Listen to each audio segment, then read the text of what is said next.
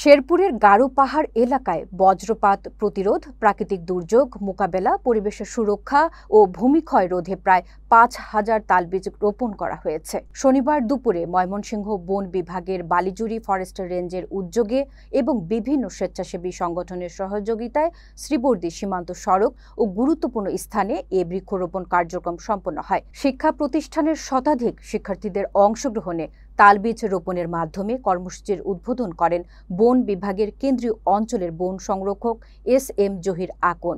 এ উপলক্ষে আয়োজিত সভায় সভাপতিত্ব করেন বালিজুরি রেঞ্জ কর্মকর্তা মোহাম্মদ সুমন মিয়া।